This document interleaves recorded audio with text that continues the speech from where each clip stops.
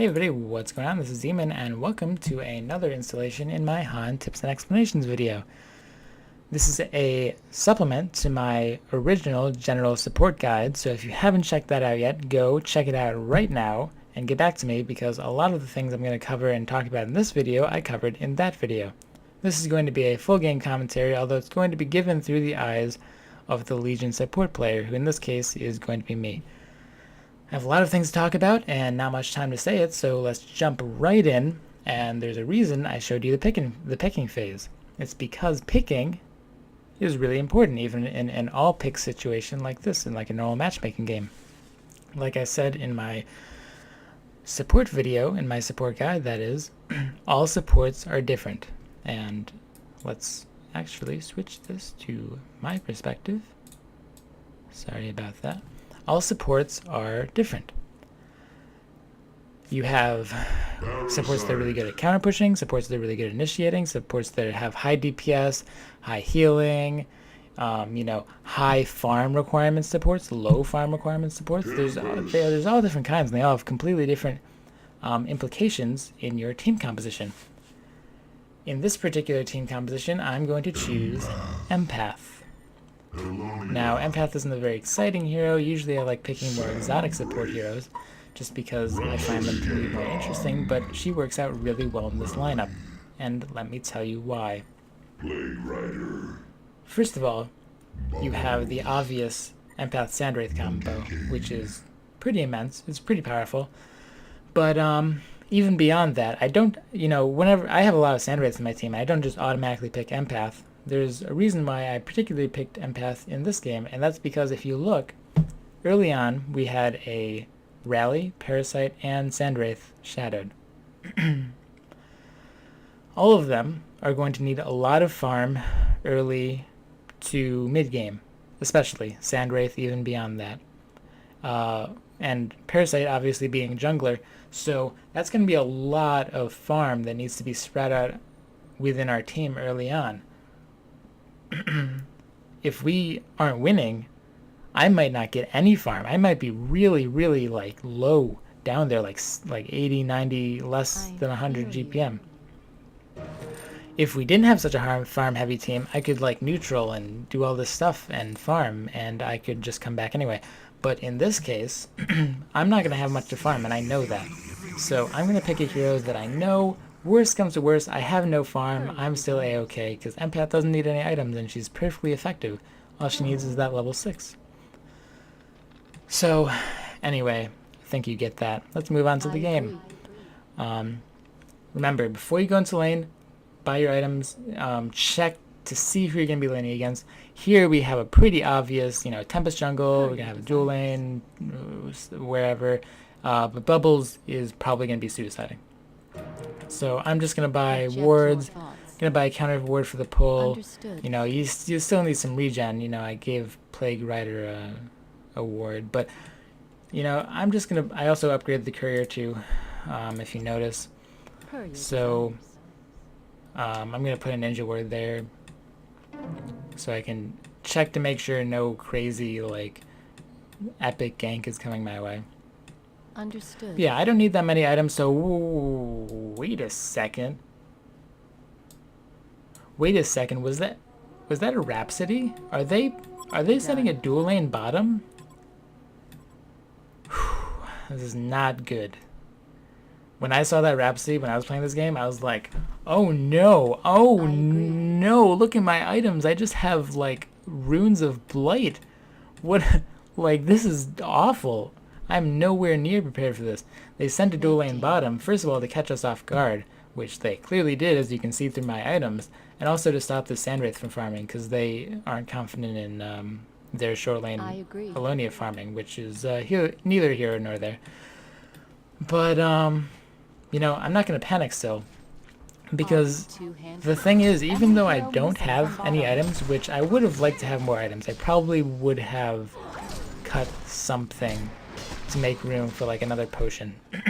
I would have liked to have more items in the situation, but I'm still not concerned because they're taking a big risk here. This is not a very durable lane, this Rhapsody and Alonia, and they're against a pseudo tri-lane, because look, we still have this Parasite over here.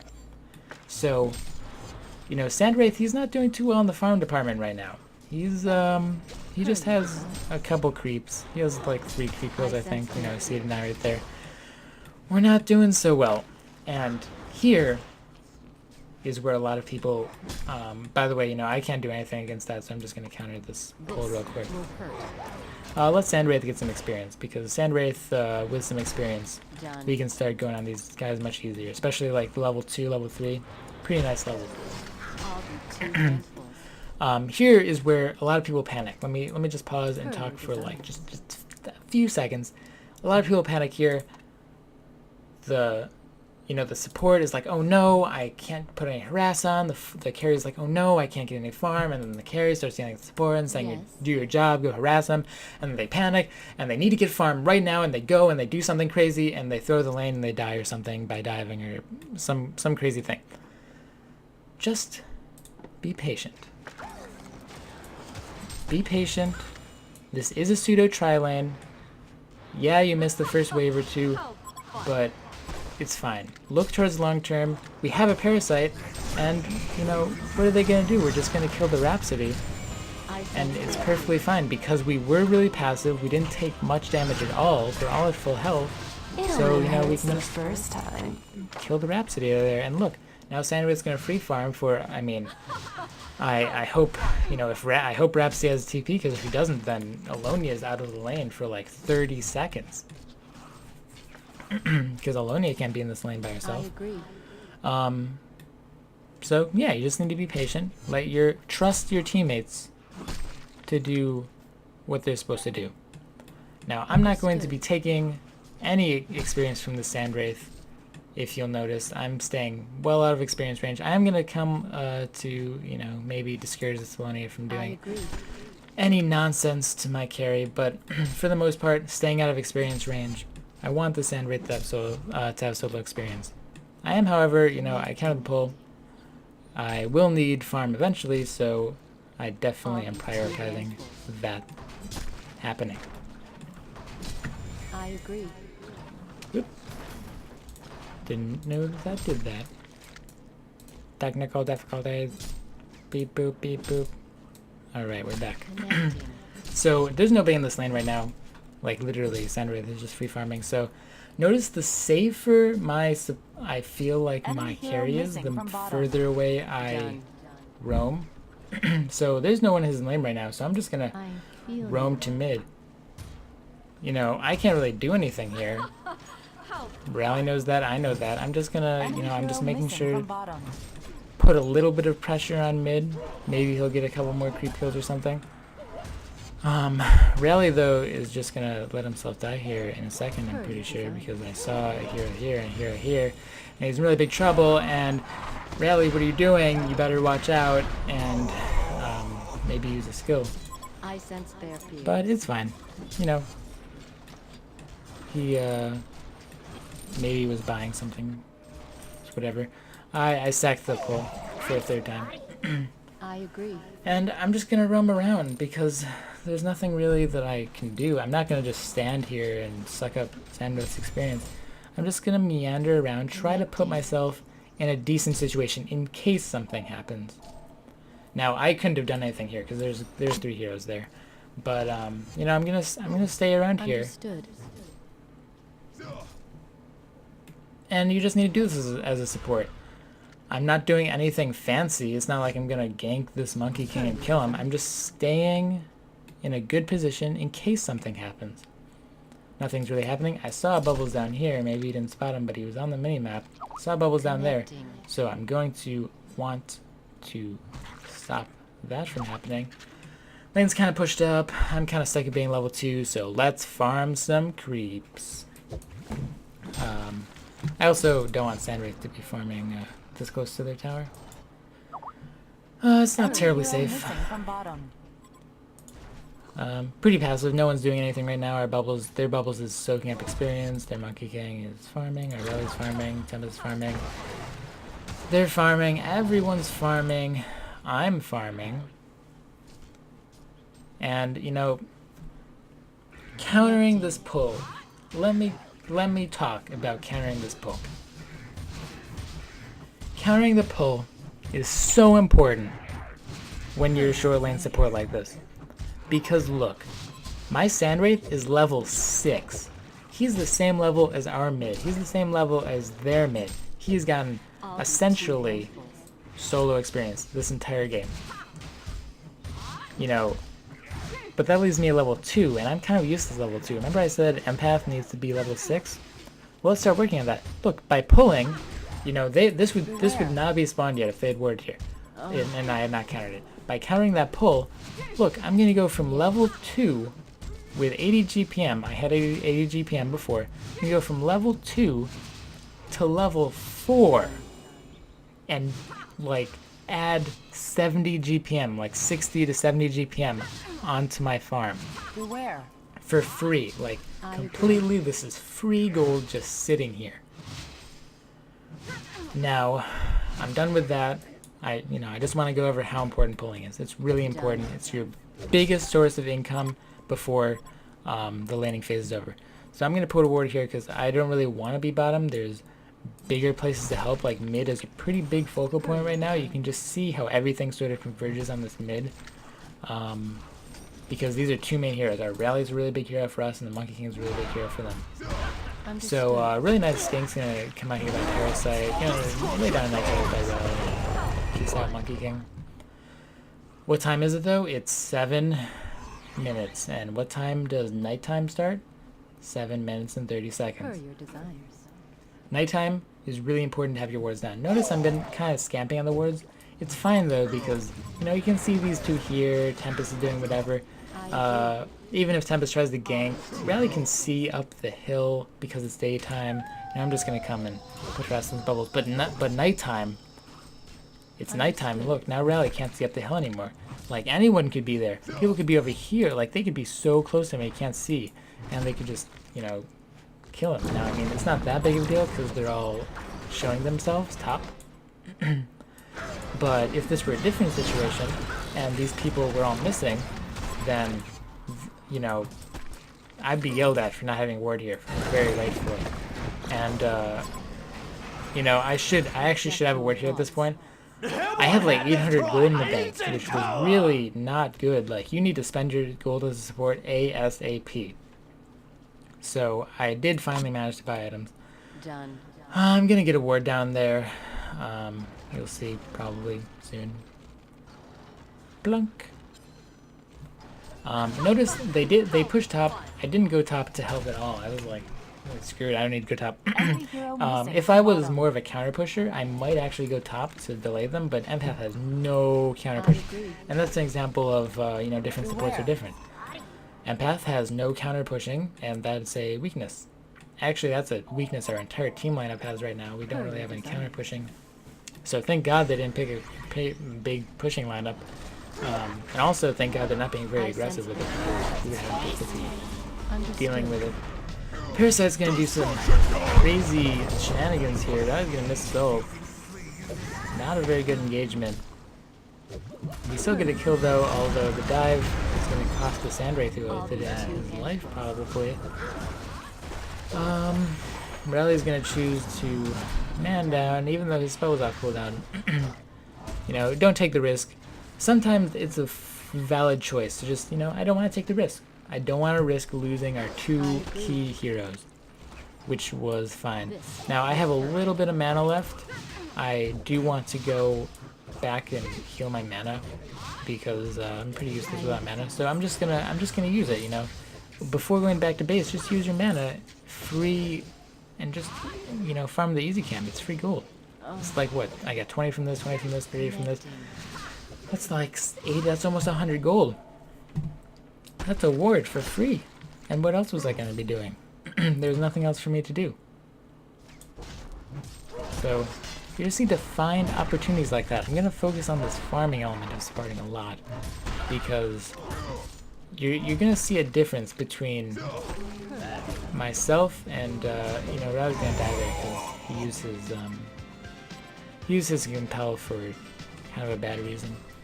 But you're going to see a big difference in my farm versus their Rhapsody's farm just because I'm using a lot better, I'm making a lot better use of the scraps and of neutrals and creeps left around by my team. You know, I'm just picking up farm whenever I can, and look, I have a power supply and boots while I've been warding. Power supply, by the way, is really... Oh, and I have TP too. Power supply, by the way, is really, really good. I definitely suggest that if you don't buy this item regularly on a support hero, you should start, because I kind of consider it the support hero's bottle. It's really good.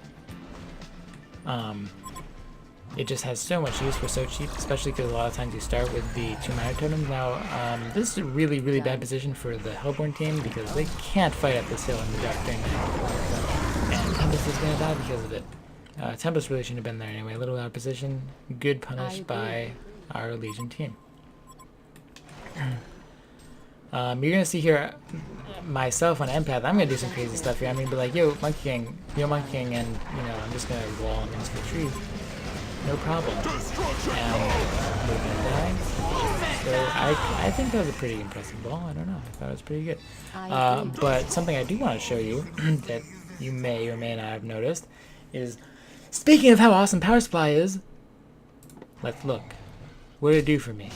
How many Power Supply charges I had? I had 7, 8, 9, 10, 11, 12 charges, and I used them, and what's my health? I had 13 charges, I used all 13 charges, what's my health?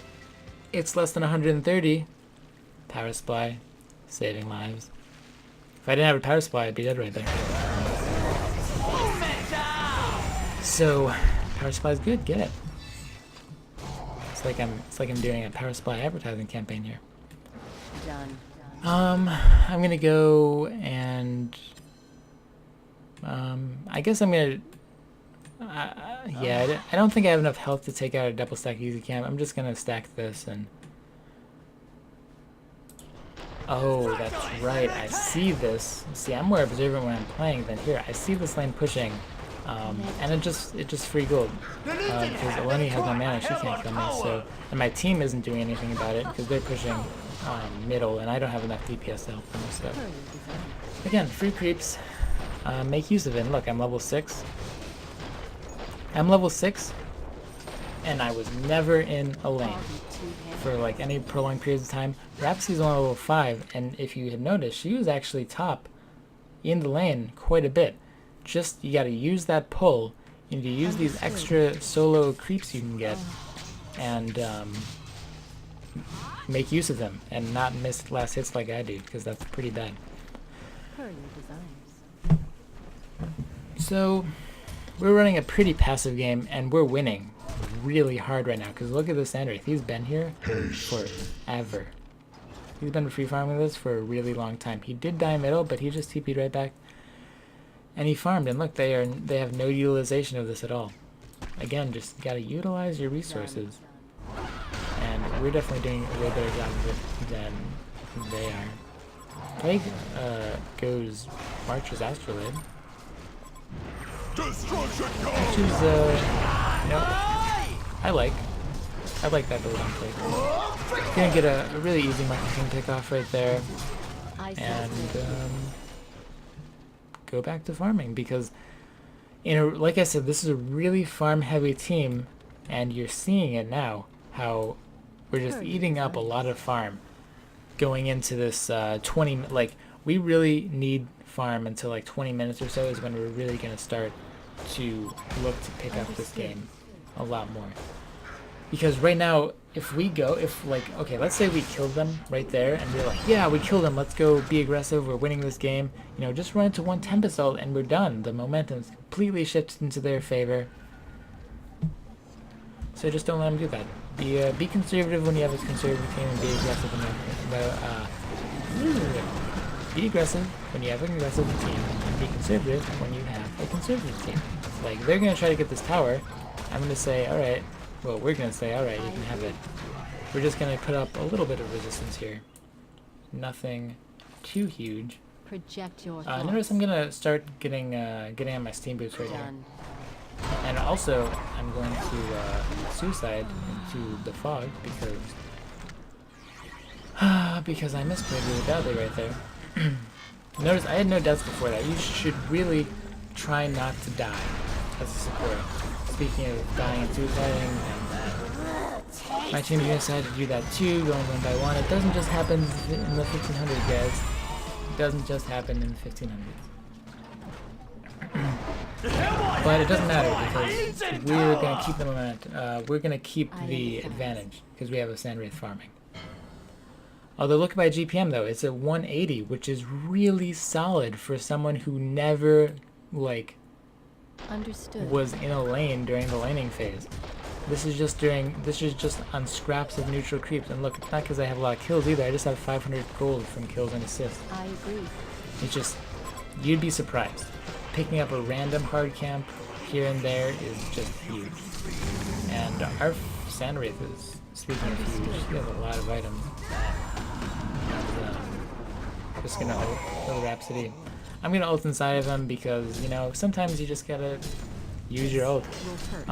In this case I used it so that he could farm the Ancients twice as fast. And after this I have no health and mana, so just go back to base. Don't be afraid, just go back to base. That's another thing I see. I see supports that like stick around and be afraid to go back to base because they'll miss something. But don't worry about it. So, you know, I'm gonna go back to base and that's gonna be fine. Let's talk about warding a little bit. We're starting to get to that 20-ish minute mark that I'm talking about, so you're gonna see me putting up a little bit more aggressive wards.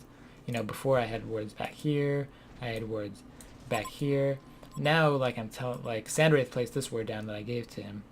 By the way, which is perfectly fine. If your carry's farming and you don't have any reason to go bottom, just give him a ward and let him place his own lane ward while you do other useful things throughout the map. Notice this ward is very slight, but this ward's a little bit further up. This ward is a lot further up. I'm going to start to place more aggressive wards. This ward's going to go down. Map's going to be dark for a couple seconds. Yes. I'm going to look to place a ward here. Because if you look, we're starting to do stuff bottom, but I still want to keep some vision around this mid focal point. You know, you just need to think about the important places on the map, and most importantly, keep up the wards in general.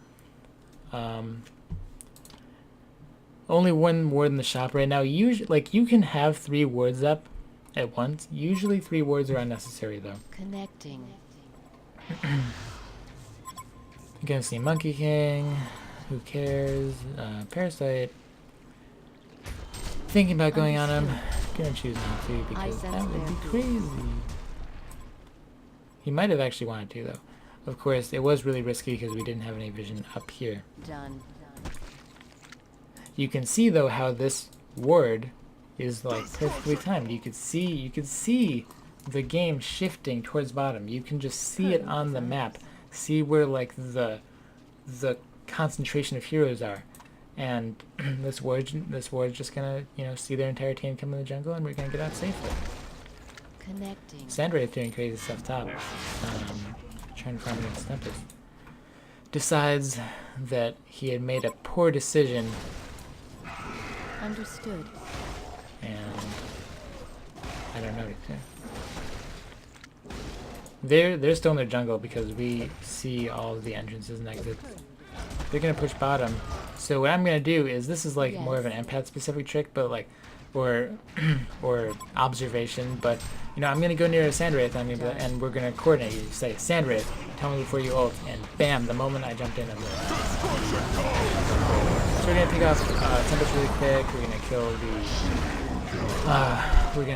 all these little squishy intelligence heroes. The Lenny's gonna be safe for a little while, but we're gonna go down. 1 hour attack done.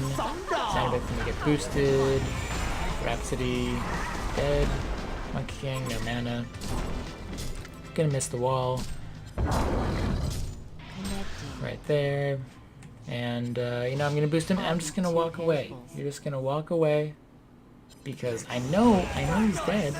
There's no reason to take the experience from the Sand Wraith. It doesn't just apply to laning phase, you know. There's no reason to take the experience, no matter what time. I mean, after he's level 16, maybe. But you know, level 3 ult's still very useful. I would say after he's level 16, you know, you can lay off the experience because then he doesn't level up skills anymore. He just level up stats, which is a bit less bit less important. Here's an example where, you know, the game's really passive, not much is happening. We can't really kill this tower because it has that anti-push potential. I'm going to look at the wards on the map. I'm going to see, okay, well, this ward is fresh. I put a new ward there because they still have a tower here. We still have a tower here. So this is a nice area of contention. I actually, on second thought, maybe should have put it a little more passively. You know, maybe predicting them just coming back and pushing, because I knew that Tempest didn't use the last play. He just got bursted down. So slight mistake. I'm gonna farm the hard camp. You didn't see it, but I took out the Mega Man later. Just, you know, little bits of scratch. My team's gonna do crazy maniac stuff right here and go in after the tower is dead. Usually that doesn't work out, as far as I know. I'm back at base. Sandwraith, you know, he's gonna ult in, but it's 45. Tower is down. Sandwraith ults. Tempest ult is up. They're going to use it there probably. Always gonna drop though, so you know, not the most catastrophic tragedy so far. Although, like I said, Tempest didn't ult, and, you know, gotta use it eventually. Sandwraith, not looking so good. Meanwhile, speaking of good things, I bought an eye. Why did I buy an eye? Well, they don't have any invisible heroes on their team. Doesn't matter, eye is still super useful. Look, I've only died once. I'm empath, so I'm pretty confident in my ability to not die, because I can just jump into somebody and be perfectly fine. But picking up this eye, also Plague Rider already has an Astrolabe, which is normally a really good item, but, you know, I don't need it. Yes. So I'm just going to pick up this eye and really get tight map control. I see the ward here, I don't have time to kill it, and I'm going to notify my team that it's there. Sometimes knowing that a ward is in a particular spot is just as useful as killing it. And in fact, this ward isn't useful anyway, because what does it give you vision of? It gives you vision of this area, which is really not useful at all. It gives you vision of a little tiny, like half of this ramp, which isn't very useful because we know that it's there now, so we'll just walk on the other side of the ramp. Gives you vision of not Kongor, because we know it's there, so we can just walk around to get Kongor. Basically, the only thing it protects is their ancients, and I know that they're not doing their ancients that much, because they just haven't. I think they've done like one stack maybe. You know, they're doing it now. Definitely, it's not like for 23 minutes. That's not that much. It's not like they're taking out. Not like they have a Moon Queen who's taking out stack after stack after stack. So I'm not really all that concerned about it. We aren't even contesting these ancients. I'm just gonna walk around, farming more. You know, let them farm, but if they forget to do a camp, or maybe not forget, but if they neglect to do a camp, or if you see a camp that isn't stacked, just stack it. You farming a support is just, as I said, picking up all the leftovers. I agree. And make sure you have your wards down. I empathize. Speaking of farming, I'm still hovering around that a little bit below 200 GPM mark, which is perfectly fine, especially for someone who is the last farming priority. If you had just like Strider's Bracer, right? If I just had Strider's Bracer right now, I would be way less effective, because I'm really tanky now. Even if they catch me outside of a hero, I have essentially 1200 health. Now, I could probably use investments, but I'm not.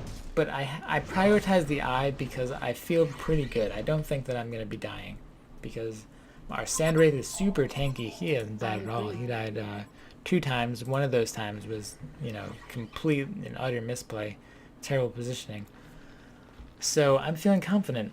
So that's why I didn't buy the investments in this game. I instead bought the eye. I'm not utilizing it as much as I probably should be utilizing it.